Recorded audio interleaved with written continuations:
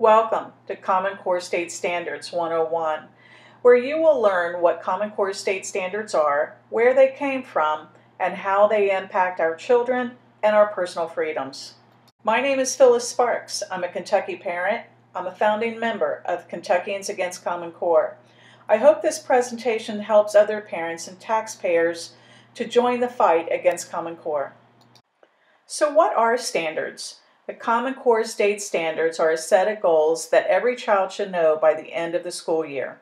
These learning standards are in English, math, science, and soon social studies. People ask, what is the difference in standards and curricula? Curricula is how to teach the standards in the classroom. It's a one-size-fits-all with Common Core.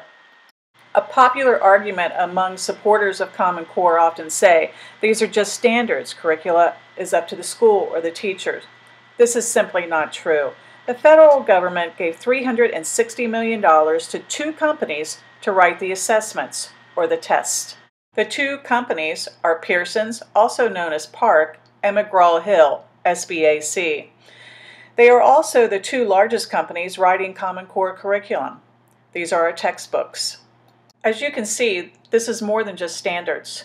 Bill Gates, the owner of Microsoft, had this to say, "We will only know if this effort has succeeded when the curriculum and tests are aligned to these standards." He went on to say that when the tests are aligned to the common standards, the curriculum will line up as well, and it will unleash powerful market forces. So how did we get Common Core? The National Governors Association and the Council of Chief School Officers together formed the Common Core State Standards Initiative to develop a set of academic standards to be used in common across all states. These organizations are clubs. They are not legislative bodies. The Common Core State Standards are copyrighted and cannot be changed or altered in any way. This is particularly troubling for students with learning disabilities or students who are gifted and talented. States can add up to 15% of new content for Common Core State Standards. If a state uses the 15% rule, the new content will not be on the test. In spring of 2009, the governors and chief state school officers, our state superintendents, of 49 states signed a Common Core Standards Memorandum of Agreement. This commitment led to the process of the adoption of Common Core State Standards across the nation. Common Core is now in 42 states without it ever being tested. I'm going to say that one more time. Common Core has never been tested. Kentucky's very own Commissioner of Education, our state superintendent, Dr. Terry Holliday, is the president of the Council of Chief State School Officers. Kentucky's governor, Steve Beshear, is the chairman of the NGA, National Governors Association. He is also on the Education and Workforce Committee. As you can see, we have the governor of Kentucky and the Commissioner of Education from Kentucky, both behind the wheel, making sure that Kentucky would be the first to adopt Common Core. Here is Bill Gates at the National Conference on Common Core. In terms of standards, the state-led Common Core State Standards Initiative is developing clear, rigorous standards that will match the best in the world. Last month, 46 governors and chief state school officers made a public commitment to embrace those standards. This is encouraging, but identifying common standards is just the starting point. We'll only know if this effort has succeeded when the curriculum and tests are aligned to these standards. Secretary Arne Duncan recently announced that $350 million of the stimulus package will be used to create just these kinds of tests, next generation assessments aligned to the Common Core. When the tests are aligned to the common standards, the curriculum will line up as well, and it will unleash a powerful market of people providing services for better teaching. For the first time, there'll be a large uniform base of customers looking at using products that can help every kid learn and every teacher get better. Imagine having the people who create great online video games applying their intelligence to online tools that pull kids in and make algebra and other subjects fun. In 2013, Bill Gates said, "It would be great if our education stuff worked, but that we won't know for probably a decade." So what happens when 50 million children fail simultaneously? Another issue with Common Core is lack of transparency. Common Core was written behind closed doors. No minutes were ever released. Common Core is the biggest proposed change in education in our lifetime, and we have to wait 10 years to see if it works. PBS said, "A major experiment is underway in American public education." The people who wrote the standards did not represent the relevant stakeholders. That would be the parents, the taxpayers, and the teachers. Nor were they qualified to draft standards intended to transform instruction for every child. The lead English language arts writers were David Coleman and Susan Pimentel, neither of whom had experience teaching English either in kindergarten through 12th grade or at the college level.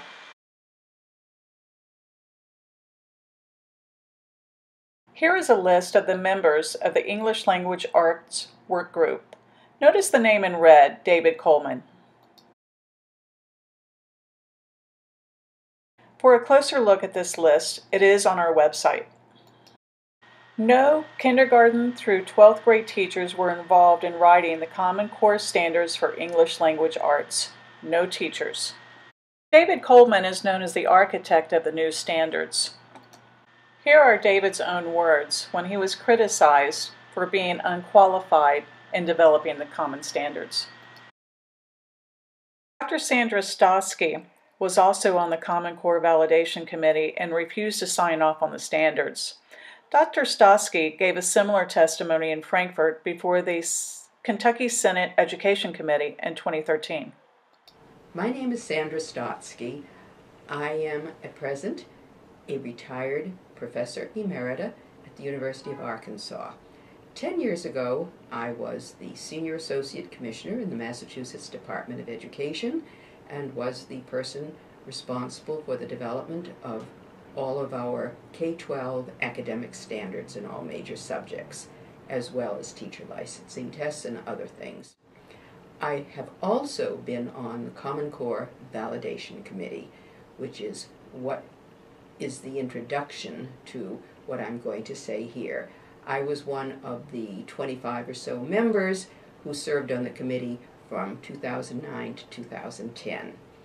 I was a very frustrated member of the committee because I kept asking for information on the countries we were supposedly being benchmarked with. I wanted information on the research base for the English language arts standards and reading standards that were being developed. That's my particular area of expertise from graduate work. And I couldn't get any information at all. We could never get the names of the countries. The one mathematician on the panel, Professor Milgram from Stanford University, was as frustrated as I was. We could not find out what countries we were benchmarked with in either mathematics or English language arts, and he could tell from the topics that were mentioned in the mathematics standards that by grade 8, American students would be about 2 years behind their peers in high-achieving countries. It's less easy to tell in the English language arts, but I would certainly agree in general that Common Core's standards were not going to be preparing American students for authentic college-level work in any subject.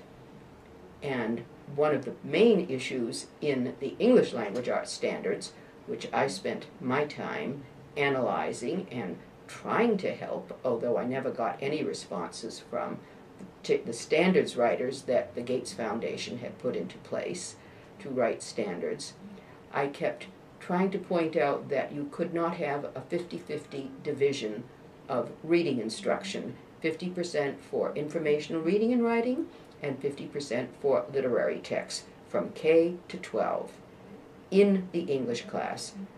To begin with, there was no evidence from any kind of research that a stress on informational reading and writing would prepare students better for college-level work than an emphasis on what English teachers have always done and been trained to do, and that is to emphasize the study of complex literary texts so that students could learn about the subtleties, the archaisms, the difficult vocabulary, the complexities of older literary works, particularly those written before the 1970s.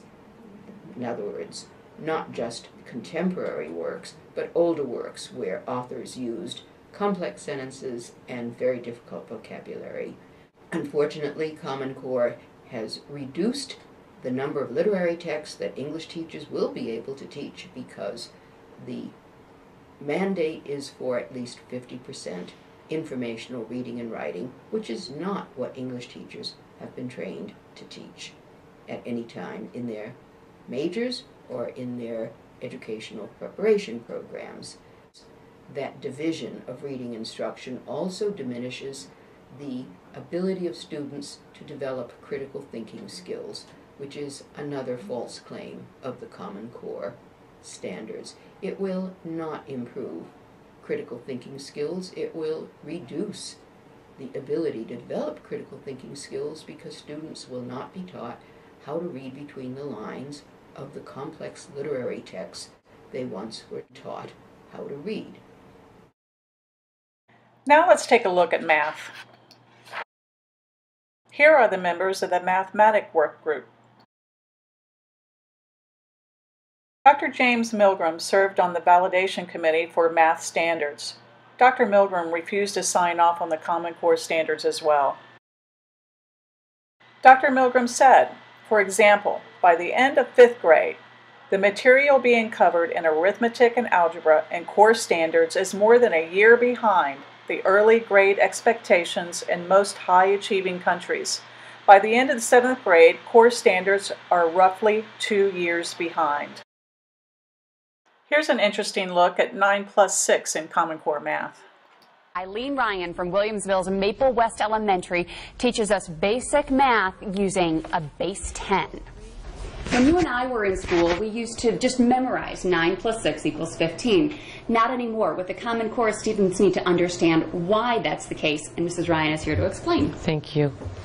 So our young learners might not be altogether comfortable thinking about what 9 plus 6 is.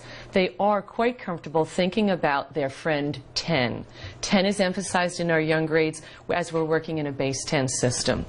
So if we can partner 9 to a number and anchor 10, we can help our students see what 9 plus 6 is. So we're going to decompose our 6. And we know 6 is made up of parts. One of its parts is a 1. And the other part is a 5. We're now going to anchor our 9 to a 1, allowing our students to anchor to that 10. Now our students are seeing that we have 10 plus 5.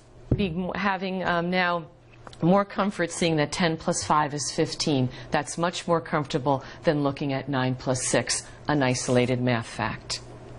Go ahead. Mr. Chandler, I'm going to prove it. Go ahead. Now, you got 7 salesmen. That's right. Okay, there's a 7. Where is it? Right there. All right. Now, you got 28 vacuums a week you got to sell. That's right. I'm going to divide. There's your 28 vacuums.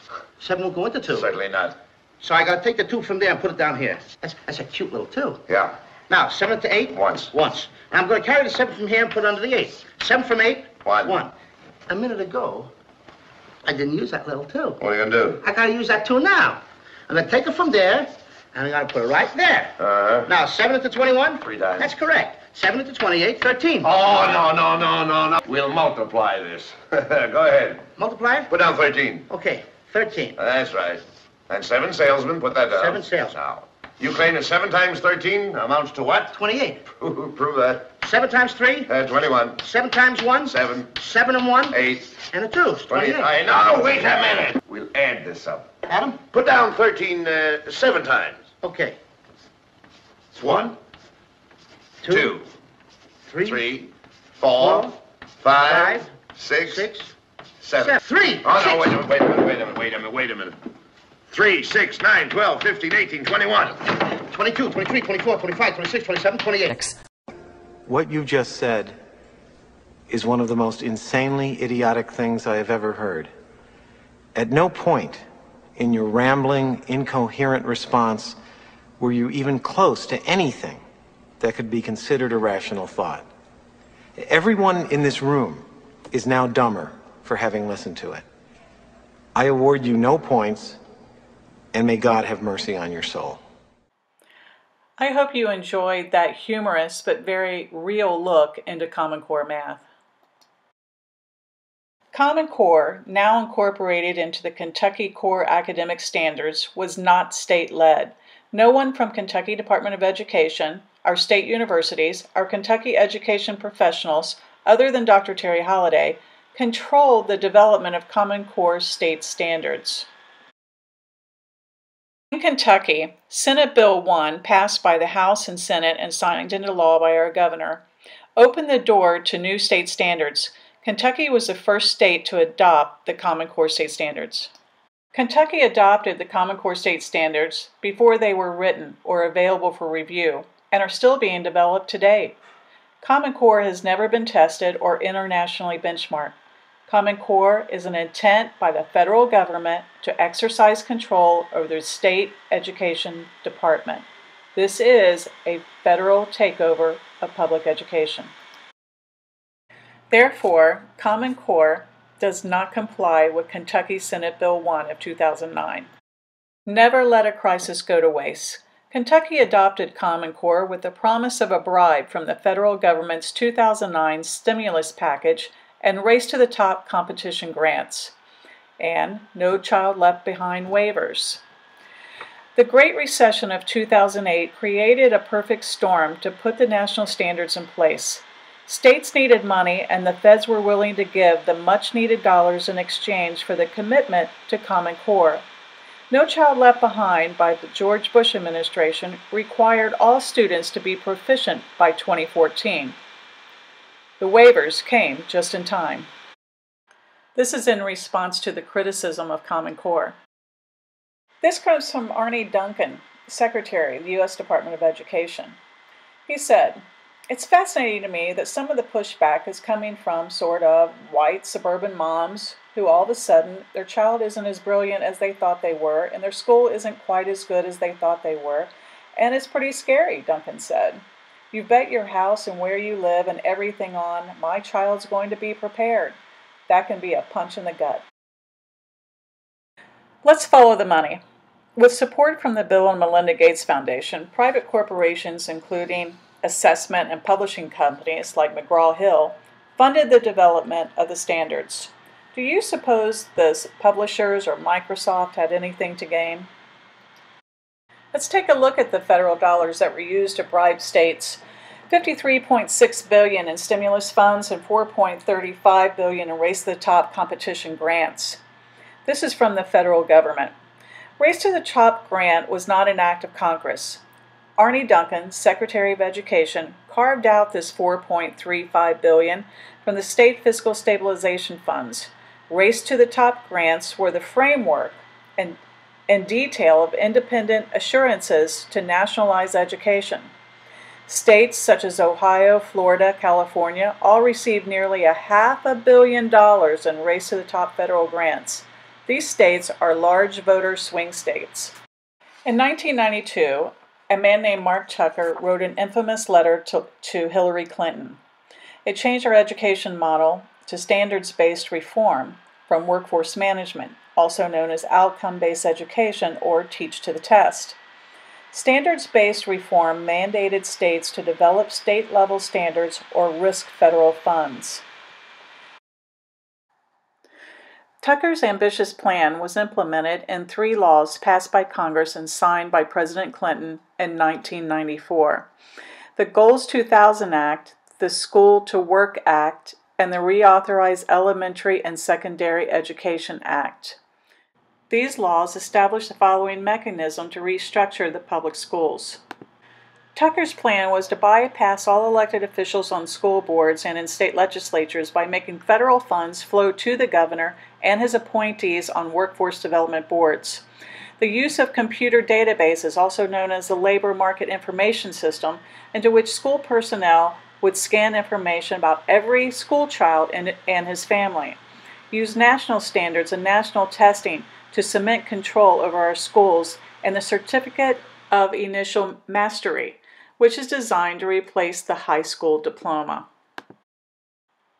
Tucker's plan was designed on the German system. The Tucker plan is to train children in specific jobs to serve the workforce and the global economy instead of to educate them so that they can make their own life choices. So after all of this, what do our local schools get from Common Core? We get federal control over our standards, federal control over our data of our children and our parents, federal control over teachers, and federal control over assessments. Built into the Common Core are also teacher evaluations. This from a news article in the Cincinnati Enquirer titled, "Teacher, 100+ tests leave little time to learn." Are teachers teaching to the test? Their evaluations and careers are riding on these results. Teachers will be evaluated on how well students are doing on the Common Core test. This from a special education teacher. Common Core and its test are designed to create a narrative of failure. They divert billions to testing companies and consultants that should be spent directly to help children. Instead, the focus is on unproven standards and the test and supposedly measure our students' competency, written by the very people who profit from their use. As you can see, Common Core state standards have become a top-down approach of the federal government. The result of this federal government takeover is loss of local control of our public schools.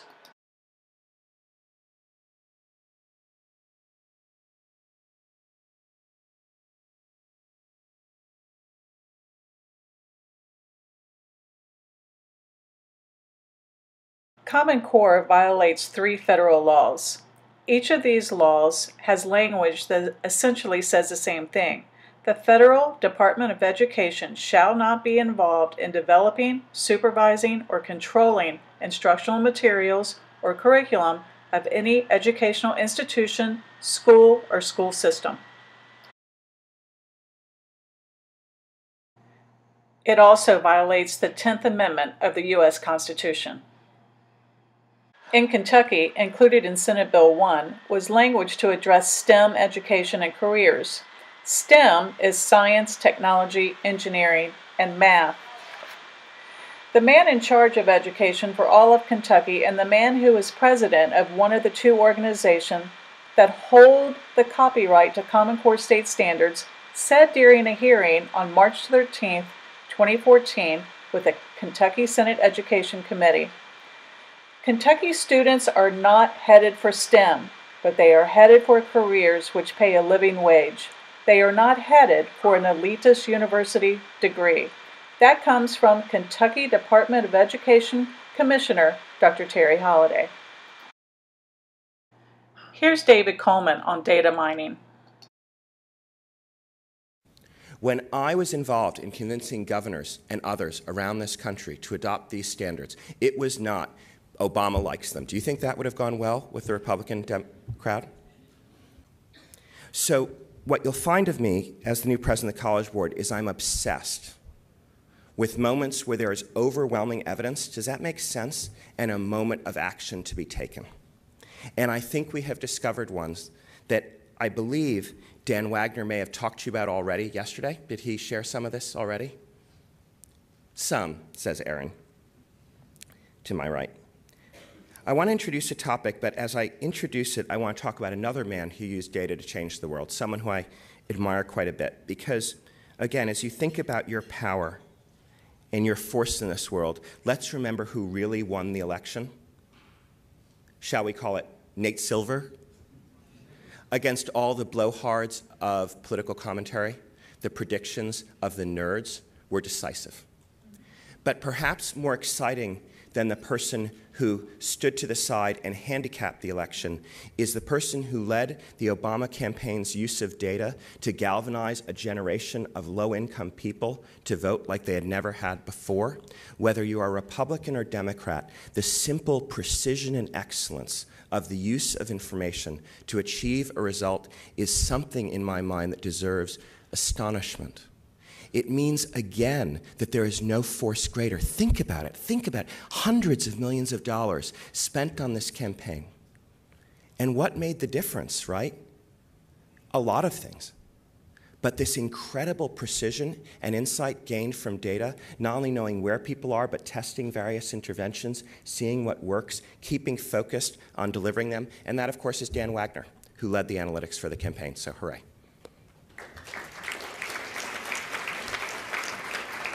We're partnering with Dan Wagner's team from the campaign on the data side we actually have the largest set of data, perhaps, on some counts. As a membership institution, we have school counselors are part of members of the College Board, high schools and colleges. How can we leverage our members, in a sense, as an army to propel these kids forward? So it's what we can do directly with students, but also what caring adults informed by data can do for those students. For that, we're partnering with another side of the campaign, of the Obama campaign, that is, with Jeremy on mobilizing, the field mobilization, right? So there's data and there's field mobilization. But we're also talking about communications. We're talking about advocacy and policy. We met the other day on their invitation with the White House because they saw that we were beginning to take the lead on this issue, and they saw an opportunity for this country to get something done. Some people call it low-hanging fruit, which I find a strange way to describe a low-income person, but I'll take it.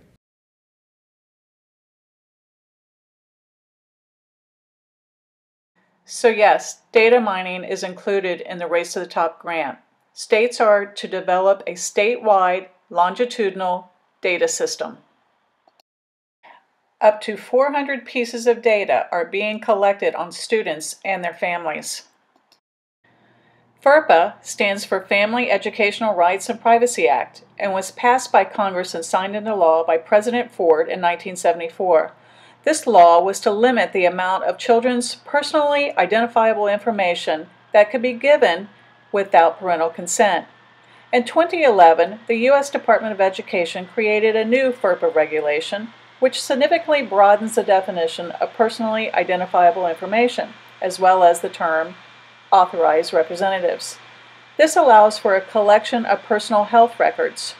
Where is the information going?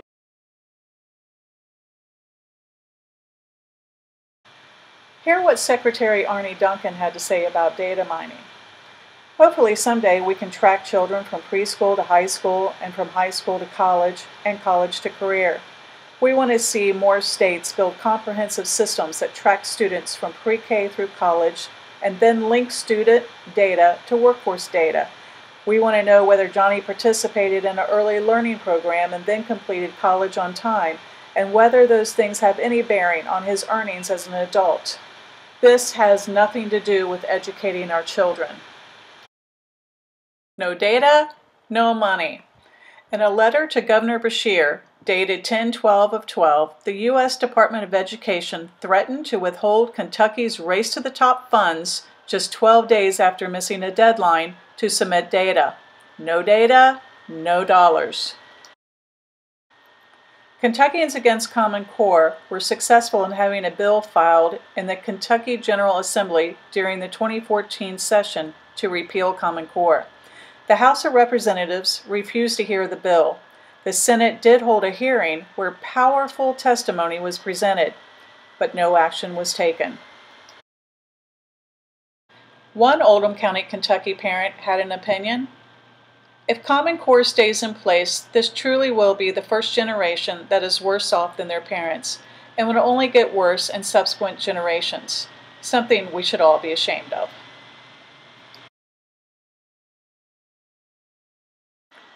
Consider what they are asking us to believe, that a national assessment directed and paid for by the feds, which is aligned to copyrighted standards, which have never been tested anywhere, and were not developed by educators or academic professionals, but rather by a former consultant of McKinsey & Company. Yes, the firm that advised Enron.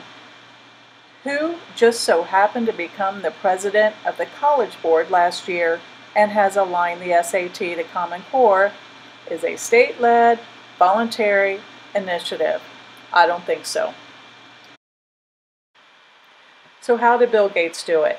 Well, in this article from the Washington Post that was published last summer, it not only exposes how Bill Gates was able to pull this off across the nation, but it also exposed a lot of Kentucky influence. I'm going to read a few excerpts from the article, and I think that you will be quite surprised. On a summer day in 2008, Gene Wilhoit, Executive Director of the Council of Chief State School Officers, CCSSO, and David Coleman, remember him, an emerging evangelist for the standards movement, spent hours in Bill Gates' sleek headquarters near Seattle, trying to persuade him and his wife Melinda to turn their idea into reality. It was not by chance that Kentucky went first. The state enjoyed a direct connection to the Common Core backers. Wilhoit, who had made the personal appeal to Bill and Melinda Gates during the pivotal 2008 meeting, is a former Kentucky Education Commissioner. Gene Wilhoit was the executive director of the CCSO and was the driving force in selling these national standards to the states. The foundation, run by the National Education Association, NEA, which is our teachers union, received over $501,000 in 2013 to help put the Common Core in place in Kentucky. Gates-backed groups built such strong support for Common Core that critics, few and far between, were overwhelmed. There was so much money to throw around. They can impact the Kentucky Department of Education, the U.S. Department of Education. They can impact both the AFT and the NEA, said Brent McKim, president of the Teachers Union in Jefferson County, Kentucky. The Bill and Melinda Gates Foundation didn't just bankroll the development of what became known as the Common Core state standards. With more than $200 million, the foundation also built political support across the country, persuading state governments to make systemic and costly changes. Common Core is expensive.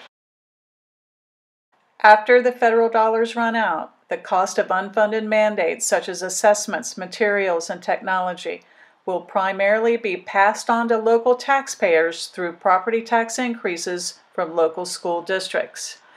In some areas, school taxes make up over 65% of their property taxes. If we continue on this course, you can expect to be paying much higher rates in local property taxes. In a mere 5 minutes, I hope to provide insightful comments about a variety of educational topics. I sincerely hope you disprove the research I've compiled. Here's the history of the Common Core. In 2009, the National Governors Association and the Council of Chief State School Officers partnered with Achieve, Inc., a nonprofit that received millions of funding from the Bill and Melinda Gates Foundation. Thus, the initiative seemed to spring from states when in reality it was contrived by an insular group of educational testing executives with only 2 academic content specialists. Neither specialist approved the final standards, and the English consultant Dr. Sandra Stotsky publicly stated she felt the standards left students with an empty skill set lacking literary knowledge. While educators and administrators were later included in the validation committee and feedback groups, they did not play a role in the actual drafting of the standards. The product is a, quote, rigorous preparation for career and college, yet many educators agree that rigorous is a buzzword. These standards aren't rigorous, just different, designed for an industrial model of school. Nevertheless, Common Core emerged. Keep in mind the specific standards were never voted upon by Congress, the Department of Education, state or local governments, yet their implementation was approved by 49 states and territories. The president essentially bribed states into implementation via Race to the Top, offering $4.35 billion taxpayer dollars to participating states, $500 million of which went to Tennessee. And much like No Child Left Behind, the program promises national testing and a one-size-fits-all education because, hey, it worked really well the first time. While I do admire some aspects of the course, such as fewer standards and an emphasis on application and writing, it's not going to fix our academic deficit. If nothing else, these standards are a glowing conflict of interest, and they lack the research they allegedly received. And most importantly, the standards illustrate a mistrust of teachers, something I believe this county has already felt for a while. I've been fortunate to have incredible educators that open my eyes to the joy of learning, and I love them like my family. I respect them entirely, which is why it frustrates me to review the team and Apex evaluation systems. These subjective anxiety producers do more to damage a teacher's self-esteem than you realize. Erroneous evaluation coupled with strategic compensation presents a punitive model that, as a student, is like watching your teacher jump through flaming hoops to earn a score. Have you forgot the nature of a classroom? A teacher cannot be evaluated without his students. Excuse me, because as a craft, teaching is an interaction. Thus, how can you expect to gauge a teacher's success with no control for students' participation or interest? I stand before you because I care about education, but also because I want to support my teachers. And just as they fought for my academic achievement, so I want to fight for their ability to teach. This relationship is at the heart of instruction, yet there will never be a system by which it is accurately measured. But I want to take a step back. We can argue the details ad infinitum, yet I observe a much broader issue with education today. Standards-based education is ruining the way we teach and learn. Yes, I've already been told by legislators and administrators, Ethan, that's just the way things work. But why? I'm going to answer that question. It's bureaucratic convenience. It works with nuclear reactors. It works with business models. Why can't it work with students? I mean, how convenient calculating exactly who knows what and who needs what. I mean, why don't we just manufacture robots instead of students? They last longer and they always do what they're told. But education is unlike every other bureaucratic institute in our government. The task of teaching is never quantifiable. If everything I learn in high school is a measurable objective, I haven't learned anything. I'd like to repeat that. If everything I learn in high school is a measurable objective, I have not learned anything. Creativity, appreciation, inquisitiveness, these are impossible to scale, but they're the purpose of education. Why our teachers teach, why I choose to learn. And today we find ourselves in a nation that produces workers. Everything is career and college preparation. Somewhere our founding fathers are turning in their graves, pleading, screaming, and trying to say to us that we teach to free minds. We teach to inspire. We teach to equip. The careers will come naturally. I know we're just one city in a huge system that excitedly embraces numbers. But ask any of these teachers, ask any of my peers, and ask yourselves, haven't we gone too far with data?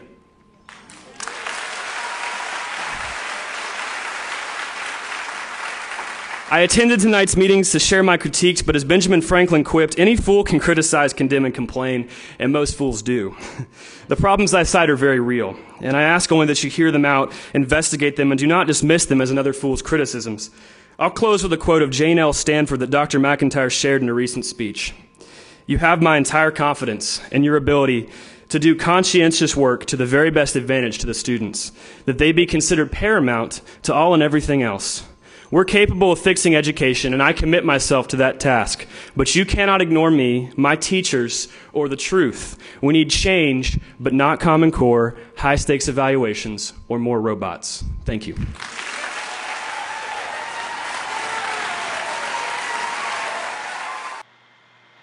So how can you help stop Common Core? First, subscribe to Kentuckians Against Common Core for updates and alerts. Call your state legislators and attend hearings. Attend your local school board meetings and inform your family and friends. Help get us out of PARP, SBAC, and other Common Core aligned assessments. Let's adopt new standards for Kentucky by Kentuckians.